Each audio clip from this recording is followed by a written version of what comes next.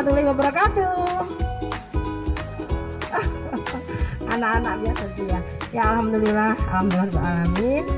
Puji syukur hadirat Allah Subhanahu wa taala, Tuhan yang Maha Esa yang telah memberikan nikmat yang luar biasa. Allah memberikan kesempatan kita di sini ya bertemu dengan saya, dan terima kasih kepada pihak DP ya, Dinas DP 3AP2KB. Oh susah banget ya Bu ya, apa-apa itu artinya. Alhamdulillah ibu-ibu bersyukur ya Bu ya, diberi kesempatan mencari ilmu ya Bu ya, mencari ilmu, nanti pulang dikasih makan ya, betul ya, dapat ilmu. Nah mudah-mudahan hari ini nanti bermanfaat. Nah Bapak Ibu yang saya hormati, hari ini saya akan menyampaikan materi ya. Materinya ada di depan ya Bu ya. Mudah-mudahan nanti Ibu betah ya. Kita sama-sama tholabul ilmi ya, belajar. Materi ini yang buat bukan saya ya Bapak Ibu. Yang membuat adalah ahlinya. Ahlinya tentu sudah dari ahli kesehatan, bekerja sama dengan pihak keluarga berencana ya. Saya hanya menyampaikan apa yang sudah disampaikan Pak Bos tadi tentang keluarga berencana. Bapak Ibu tadi ada lagu tadi apa enggak? Ini boleh nggak izin saya buka? Siapa tahu nanti kenal ya. Karena yang kenal nanti dapat hadiah kulkas. Gambarnya tapi dari Pak Mubas ya. Umur saya sudah 52 tahun. Saya dulu sekolah TK loh Bu. Saya dulu sekolah TK. Saya ingat guru saya namanya Bu Sutarmi. Dan lagu keluarga berencana tadi itu lagu saya banget. Jadi saya hafal. Makanya waktu nyanyi ibu-ibu nggak ada yang nyanyi ya. Keluarga berencana sudah waktunya. Janganlah diragukan lagi ya. Keluarga berencana besar maknanya untuk hari depan yang jaya. Putra putri yang sehat, cerdas dan kuat kan menjadi harapan bangsa. Jangan lihat penyanyinya ya, lihat kata-katanya ya. Artinya dari pihak keluarga berencana, dari dinas itu memperhatikan Bapak Ibu ya, apa yang disampaikan tadi. Nah untuk menuju ke sana Bapak Ibu harus tahu dong DDTK. Singkatannya adalah deteksi dini tumbuh kembang anak. Nah sekarang lihat cerita saya. Saya berdelapan saudara. Saya berdelapan saudara yang meninggal 2. Zaman dulu belum ada KB, saya anak kedua. Makanya saya dari kecil suka sakit-sakitan Ibu ya. Cuma pada saat usia saya di atas 30 tahun sampai menjelang menopause ya, maksudnya menjelang 50, alhamdulillah Allah memberikan saya kesehatan. Jadi saya diberikan kesempatan kemana-mana, berpetualangan sampai kemana-mana, hampir seluruh Nusantara Indonesia saya kelilingi dengan keadaan sehat. Jadi saya lebih bersyukur waktu pada mensyukuri pada saat keadaan sehat ya Bu ya. Bayangkan berdelapan anak. Bapak saya pegawai PT di suatu perusahaan karet. Tahun 84 bapak saya ikut transmigrasi SP1. Tahu Bapak Ibu? Ibu tahu ya SP1 ya? Saya rumahnya SP1 Ibu. Ya. Jadi tahun 84 itu bertransmigrasi ikut-ikutan. Bapak keluar resign dari perusahaan. Bapak saya waktu itu duduk sebagai sekretaris di perusahaan. Tapi gajinya cuma 68.000 tahun 84. Anaknya 8. Adik saya meninggal 2. Ibu saya berjualan di pasar. Toko apa ya namanya, kelontong ya. Toko kelontong itu, toko yang sembako itu loh Bu itu. Bisa dibayangkan anaknya tinggal 6 sekolah semua. Bapak saya tidak bisa tani. Jadi pada waktu transmigrasi orang bisa nyangkul, bapak saya tidak bisa nyangkul.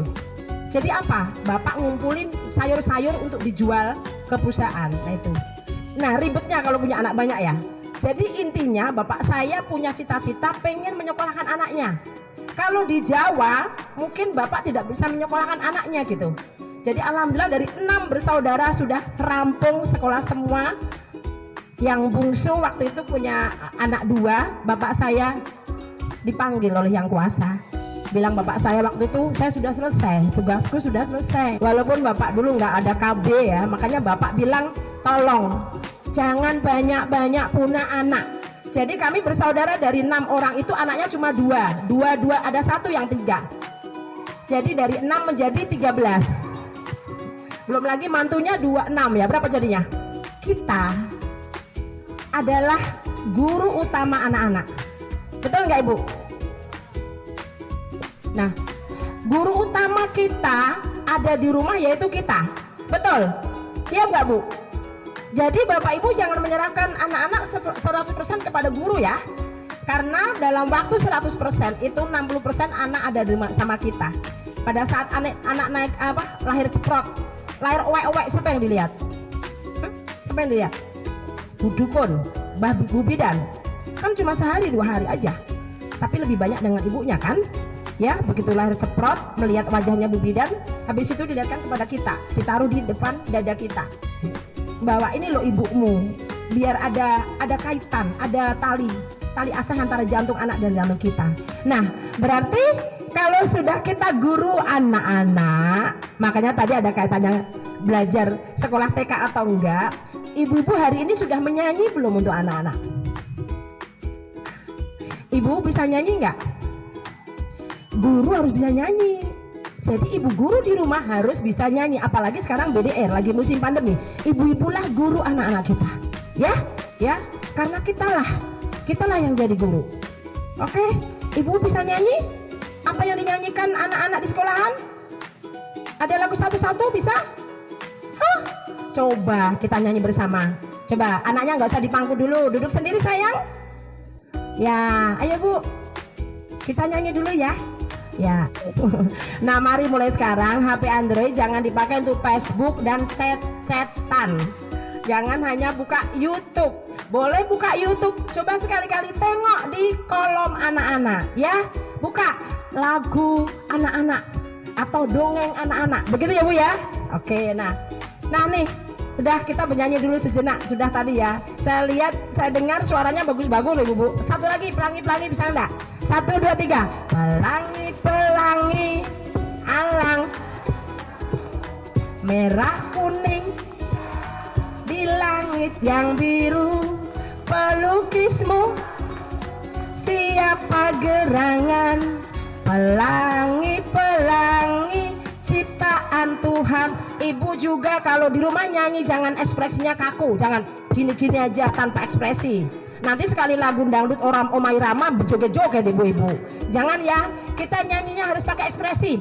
Pelangi-pelangi alangkah indahmu, merah kuning hijau di langit yang biru, peluk siapa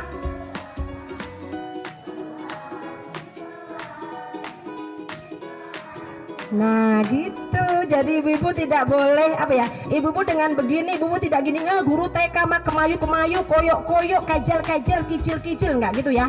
Karena guru PAUD itu dalam mengajarkan lagu, mengajarkan pelajarannya ya lewatlah lagu, mengenalkan ciptaan Tuhan, mengenalkan warna, itu lewat lagu ya. Oke, boleh kita lihat video ya. Nah sekarang kita fokus ke pembelajaran. Nah dari cuplikan tadi ibu paham ya kira-kira video tentang apa? Tentang stunting. Pernah mendengar? Stunting adalah apa ibu? Keadaan anak stunting. Mudah-mudahan di sini nggak ada ya. Ibu-ibu di sini semua anaknya posyandu, angkat tangan yang nggak posyandu. Semua posyandu ya bu ya. Nah seandainya tidak posyandu di desa, di sekolah juga ada ya bu ya, DDTK ya. Ada posyandu kan penimbangannya. Harus ada ya, semua di PAUD itu biasanya ada posyandu juga. Itu untuk mengetahui kondisi atau keadaan tingkatan kesehatan anak ya bu ya. Kenapa sih sampai kita diundang ke sini hanya untuk mengetahui deteksi anak? Karena anak adalah masa depan kita ya ibu. Kita tua nanti ikut anak-anak ya. Anak-anak pada saat kecil ini adalah pondasi untuk kehidupannya nanti. Kalau dari kecil tidak sehat, maka nanti yaitu ngeri-ngerian kata orang Jawa tuh ngeri-ngerian tuh apa sih? Kurang sehat, sakit-sakitan gitu ya. Iya. Nah, jadi Bu, Indonesia ini penduduknya kebanyakan anak-anak. Makanya Bapak Ibu pasti di TV di mana-mana mendengar bahwa PAUD itu banyak sekali anak-anaknya. Di sini cuma ada 23 ya, Bu Isum. Berapa muridnya? Cuma 23. Cuma 7. Masa? Kok sedikit banget?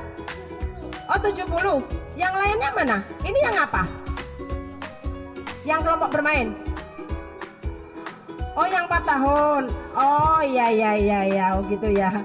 Saya pikir cuma ini. Oke nih. Nah Ibu bahwa ini ya anak-anak itu, anak-anak bukan orang dewasa kecil loh ya Bapak Ibu ya.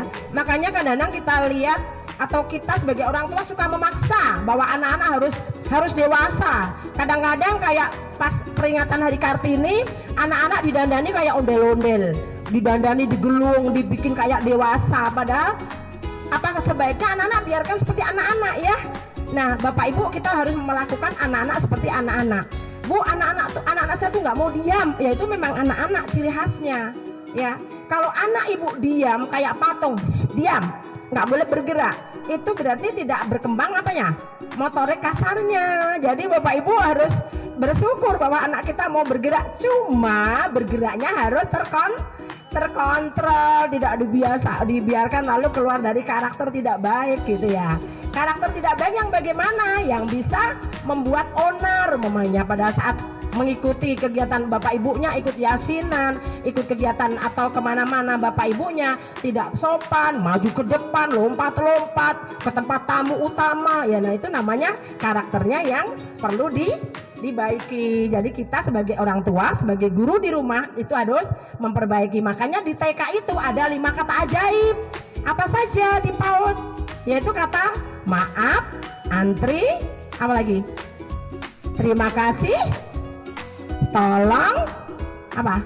Satu lagi, apa? Permisi, ya betul. Nah nih anak bukan ditemukan penyelesaian dini atau intervensi makin mudah. Nah anak-anak ini ibu semakin mudah ini sama orang tua atau bahkan orang lain ya, makanya terjadi banyak kekerasan pada anak ya.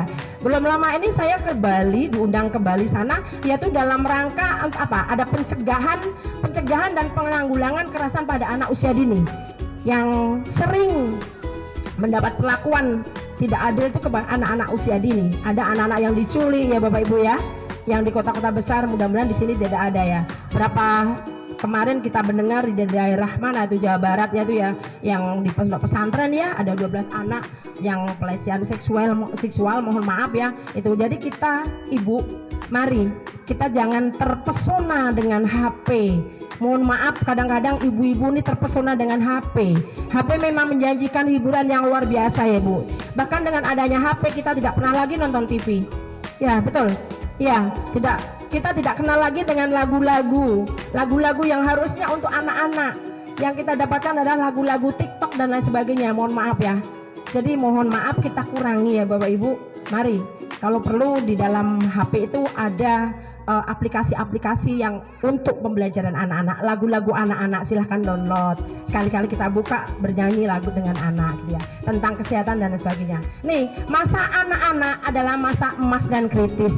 Bapak Ibu akan menyesal pada saat ini. Sekaligus ya Bu, saya akan mengupas tentang pengasuhan positif ya.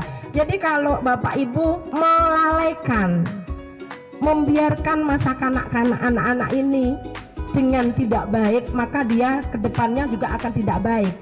Makanya di sekolah tidak ada dan tidak boleh berkata jangan. Terus gimana pun kalau melarang? Kalau kita larang, kita mohon maaf sayang ya, kita jelaskan solusi kenapa ibu melarang jangan gitu loh ya. Jawabannya adalah itu, pada saat anak-anakmu main ke sungai, jangan main ke sungai umpamanya ya, otomatis begitu ya Bapak Ibu ya. Kira-kira bagaimana kata-kata yang baik? Sayang, sebaiknya kalau ke sungai nanti sama mama, sama bapak ya. Kalau sendirian nanti kalau ada apa-apa bagaimana begitu. Enak nggak ngomong seperti itu? Daripada jangan main ke sungai. Sekalinya pas di sekolah besok diajak ibu gurunya ke sungai, karena ada puncak tema apa? Air, salah satunya air di sungai umpamanya begitu. Jadi nanti dia bisa nggak mau ikut. Bunda, aku nggak mau ikut karena sama mamaku aku nggak boleh ke sungai umpamanya ya, begitu loh. Jadi kita harus ngasih solusi yang baik daripada kita berkata jangan, begitu ya. Ya. Nah, kenapa dikatakan emas? Bapak Ibu, kalau di rumah ada anak kita, pada saat kita megang HP atau pada saat kita masak, anak-anak kita narik-narik baju, pernah nggak terjadi seperti itu? Mama, ada sesuatu yang mau diomongkan, tolong letakkan dulu masaknya, matikan dulu kompornya, betul? Matikan dulu HP-nya, tanya, ada apa sayang? Mau apa? Kalau bapak ibu tidak lakukan seperti itu, kadang-kadang ibunya nyesal. Karena kadang-kadang anak tuh ngomong pada saat waktu itu, kalau suruh 2 kali dia nggak akan ngomong biasanya. Ya, kesempatan emas itu seperti itu. Makanya seperti hanya puncak tema di sekolahan, pada saat anak-anak mau diajak jalan-jalan ke gurunya, ke taman mana, ke taman kelinci, ke taman bunga, atau kemana, silakan diperbolehkan kalau memang itu positif kegiatannya ya. Kalau bapak ibu melarang, alasannya tidak punya uang, atau alasannya kita tidak bisa menungguin, atau alasan apapun, bapak ibu akan menyesal. Karena apa? Tidak akan terulang lagi kan masa-masa dia bersama anak teman-teman lainnya gitu. Itu ya Bu ya, itu yang di masa apa yang dimaksud masa keemasan. Masa-masa di mana anak belajar. Kalau ibu sekali bentak, mohon maaf, masih ada yang suka marah-marah di rumah. Mari mulai sekarang kita insaf ya Bu ya. Kita bersama-sama, saya mengajak kita insaf. Marah-marahnya dipendam. Marah-marahnya marah-marah positif. Jengkelnya kepada anak adalah positif. Apalagi kalau sampai mukul. Sekarang ada tindak kekerasan tidak boleh loh Bu, kita memukul anak sendiri ya. Kalau ada kelihatan tetangga, nanti bapak ibu dilaporkan ke polisi. Betul? Karena ada undang-undangnya ya. Ada undang-undangnya. Undang-undang kekerasan kepada anak itu tidak hanya dilakukan dari orang lain atau oleh orang lain. Kadang ibu atau bapak bisa melakukan sendiri. Kita banyak lihat di TV-TV kan? Ya Bu. Nah, lihat di TV-TV itu apa? Banyak kekerasan yang dilakukan oleh bapak dan ibunya. Kenapa melakukan kekerasan? Salah satunya apa Ibu? Jengkel ya. Jengkel karena apa? Dibilangi tidak paham-paham. Salah satunya begitu alasannya ya. Nah, sekarang kita mulai telaah lagi. Kenapa anak dibilangi tidak mudeng-mudeng, tidak paham-paham? Salah satunya adalah terkait dengan kesehatan. Ya, karena anak-anak itu ada yang anak cerdas, ada yang anak lambat. Gitu ya Bu ya. Kita tidak boleh menyamakan anak satu dengan yang lainnya. Bapak Ibu tidak boleh membandingkan. Kamu tuh harus seperti itu, tidak boleh. Ya, kita harusnya menyalahkan diri sendiri. Kalau anak kita beda dengan yang lain, kenapa anakku lebih nggak sehat, lebih sehat anak orang? Kita yang harus introspeksi diri ya Bu ya. Begitu ya. Jadi mohon maaf, kita jangan menyalahkan anak. Tidak ada anak yang salah Ibu. Anak-anak adalah dikasih Allah itu SK-nya SK bermain. SK-nya SK bermain Bapak Ibu. Bapak Ibu coba lihat, mereka duduk sendiri, berdua, berjalan, berkomunikasi dengan temannya, itu adalah pelajaran. Anak-anak itu diamnya pada saat apa? Tidur, betul. Pada saat tidur ya Bu ya. Pada saat sakit bermain nggak Bu? Bermain. Coba lihat di rumah sakit pada anak yang diinfus kakinya, tangannya, dia tetap megang mainan pesawat, gitu, ya nggak? Tetap bermain. Dan kadang-kadang tanpa kita sadari pada saat anak kita balita, kita ngobrol dengan tetangga, anak kita ngewer-ngewer rambut kita, ya nggak? Kadang-kadang liontin kita yang kita pakai diwel-wel, ya nggak? Hidung kita dibolong digini-gini, betul? Itu semua belajar. Mereka adalah proses. Kalau sekali kita bengkak, plak katanya, jangan kayak gini, dia akan berhenti. Ya, berhentinya Ibu mau tahu, jaringan otak bagusnya akan terputus bermiliar-miliar. Tapi kalau dengan Bapak Ibu memujinya, kita ajak dia ngomong dengan positif. Pada saat dia melintir-melintir jilbab kita tanya, ngapain sayang, gitu ya. Dia apa? Ini adalah mengembangkan motorik halus. Ada anak balita yang berkumpul bertiga, ini mungkin sepele, tapi mereka yang ini mengembangkan motorik halus. Dia meraba-raba rambut temennya, ya toh. Yang lain ini juga, dia berpikir, membangun imajinasi. Nanti ada kaitannya pada saat belajar merdeka bermain di anak usia dini. Sekarang ini merdeka bermain ya Bu, belajarnya tidak harus di kelas ya Bu Guru, boleh belajar di luar, boleh belajar di balai desa, boleh belajar di bawah pohon, silahkan, tidak harus duduk di tempat. Di sekolah saya tidak ada, anak-anak saya tidak duduk di kursi, karena kalau duduk di kursi kayak anak-anak SD, dia ribet. Jadi anak saya lesehan di bawah, ya, tidak pakai kursi. Sekolah saya kursinya saya singkirkan untuk kursi ibu-ibunya. Nah nih, jadi semua belajar. Seperti halnya ini, anak-anak tidak perlu didandani seperti orang tua. Masa anak kecil dikasih brengos, ya? Masa anak kecil dikasih konde yang besar itu? Nah, Sekarang ini anak-anak semakin kritis Ibu. Anak-anak tidak mau dikekang, anak-anak juga tidak mau dijatah makan ikan cuma sedikit. Nah, kaitannya dengan yang film tadi, mohon maaf Bapak Ibu, kalau anak-anaknya makan ikannya berapa? Mohon maaf, mulai sekarang jangan ikan satu dibagi satu orang ya Bu, satu rumah ya, mohon maaf. Apalagi di pinggir sungai sini kan banyak ikan ya Bu ya. Anak-anak paling nggak makan ikan, protein dalam sehari itu 30% dari kalori ya. Jadi kalau dihitung-hitung ada berapa gram ya? Mungkin bisa 150 gram. Besar sekali makan Ibu. Wah, sehat itu antara tinggi dan beratnya sesuai ya. Kalau yang beratnya kebesaran, nah salah satu nih anak saya nih. Anak saya tuh yang anak bungsu itu sampai sekarang sudah mau lulus kuliah tuh besar, gede banget. Ya, untung dia tinggi ya. Beratnya 80 Ibu ya. Ya kalau sekali makan supermi dulu 2. Saya dulu kan belum tahu tentang ini ya, tentang stunting ya, tentang obesitas. Jadi sekali makan apa namanya, ikan itu 1 ekor dimakan sendiri. Ikan mas 1 ekor tuh bakar dimakan sendiri. Ya, tapi nggak boleh juga terlalu lebihan ya Bu ya. Nih, ya. Sungai itu sangat banyak anak-anak. Jadi ketika dia bermain, misalnya lari-lari atau segala macam yang bisa memicu, dia kan batuk, ada asma. Jadi ketika dia capek, itu dia nggak bisa capek sedikit, langsung kambuh penyakitnya. Jadi di rumah itu saya batasin untuk bermain sama temannya, keluar. Jadi ketika saya panggil anak saya gitu kan, maksudnya menurut. Cuman dia menurut itu dalam arti masih marah gitu nah Bu. Pasti membentak-bentak, tapi nurut. Nah, salahkah itu sikap saya gitu nah? Atau ada solusi dari ibu yang bisa buat anak saya jadi lebih baik, jadinya nggak emosional gitu, nggak tantrum gitu nah Bu. Nah, terima kasih Bu. Ya sudah betul sudah. Mungkin saya kalau jadi Mbak gitu begitu ya. Karena kita sayang kepada anak ya. Tapi di balik itu anak ada keterbatasan ya untuk bermain. Sakit apa kalau bisa? Oh, asma ya. Boleh kita jelaskan kepada anak. Sayang, namanya siapa? Aspi, laki-laki perempuan? Nah, Aspi kan lagi ada gangguan di pernapasannya. Bukan berarti mama itu nggak bolehin kamu main. Intinya tuh komunikasi Bu.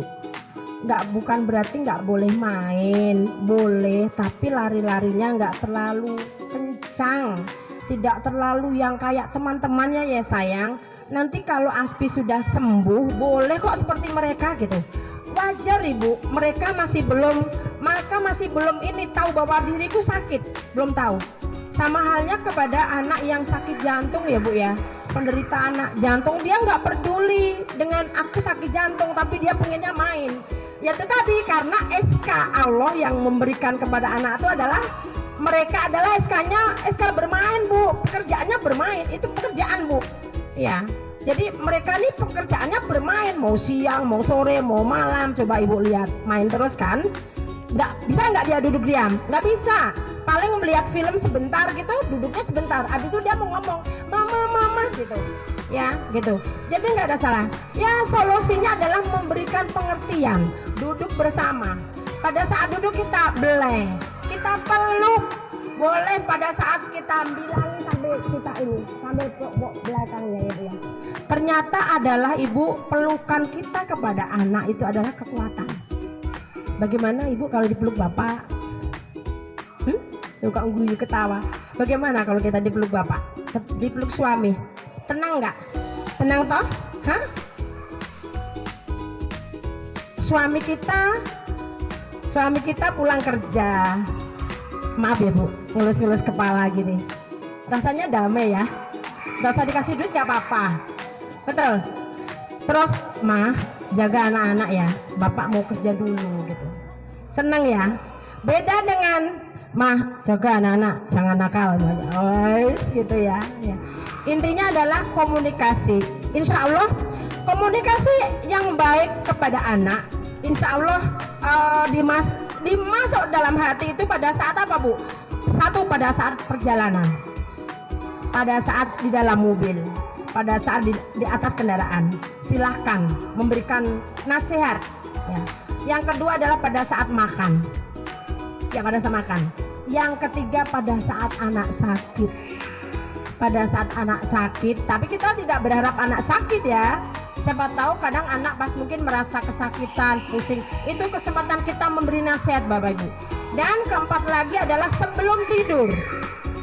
Ibu pernah mendongeng nggak sebelum tidur? Ayo, bisa nggak mendongeng? Bisa nggak? Nggak apa-apa, biarkan aja. Bisa nggak mendongeng Bapak Ibu? Mulai sekarang mendongeng ya. Nanti malam bisa dongeng? Dicoba toh. Dongengnya apa? Cerita tentang kita masa kecil. Saya suka ini Bu, suka mencipta-cipta dongengan.